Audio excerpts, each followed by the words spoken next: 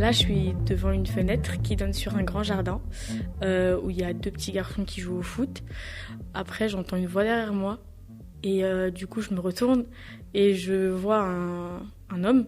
Du coup, je sais pas qui c'est, j'ai un peu peur. Mais après, j'entends qu'il me dit ils sont beaux nos enfants. Du coup, je pense que c'est mon mari. Mais je le sais, au fond de moi, je le sais que c'est lui. Je descends les escaliers, je vais dans la cuisine. Je fais à manger et il y a les 2 petits garçons qui rentrent. Du coup, ils mangent. Après, je les ramène à l'école. Je retourne chez moi. Je prépare mes affaires et je vais au travail. Du travail, je vais directement à l'école pour récupérer mes enfants. Et après, je me suis réveillée. Et en fait, c'était un rêve. ZEP, le podcast. En fait, en me réveillant, on va dire, j'étais un peu choquée du rêve que j'avais fait, vu que c'était la première fois que j'avais fait ce rêve.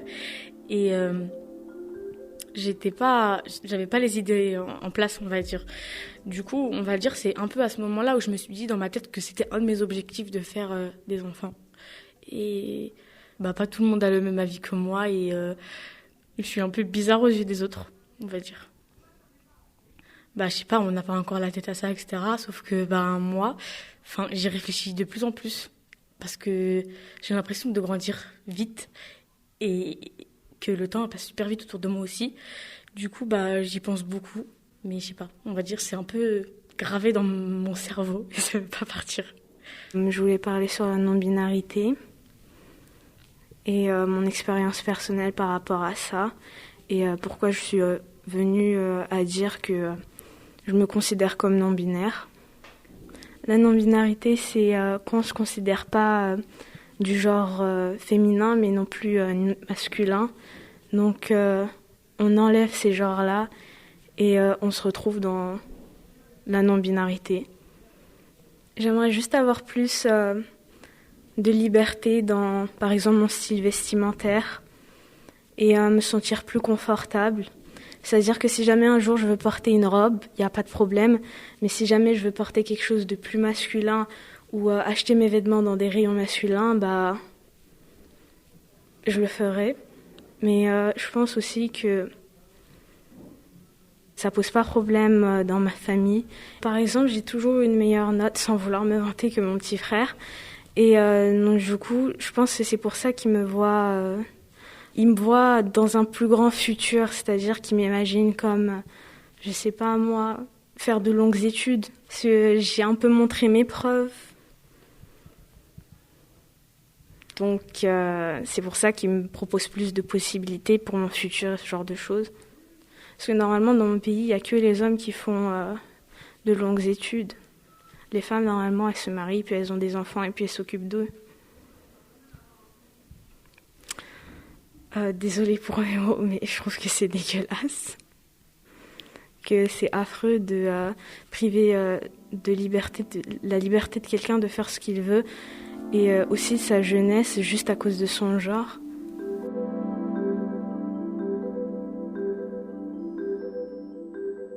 Parfois, quand je vais parler à ma mère du fait que je veux fonder une famille, elle va plus me dire c'est pas pour maintenant, occupe-toi de tes études, tu verras quand tu seras grande, c'est pas le moment d'y penser, etc., etc.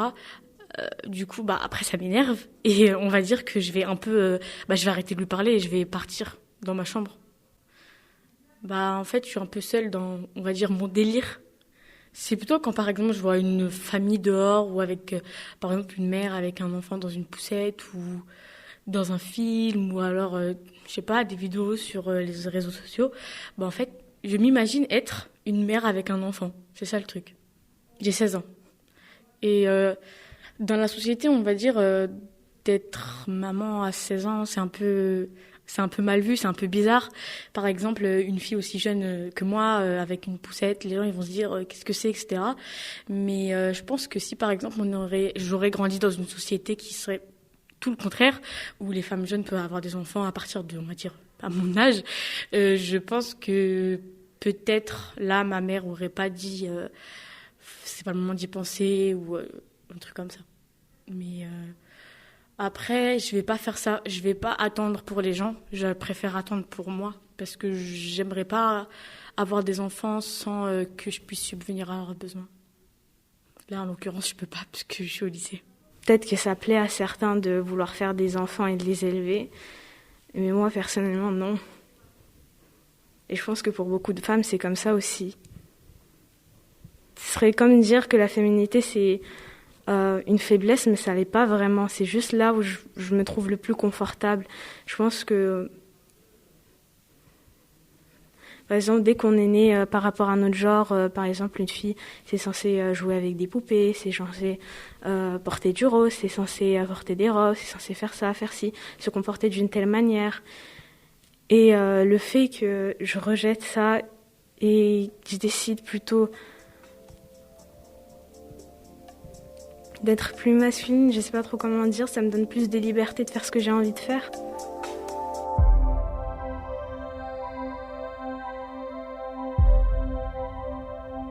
zep.media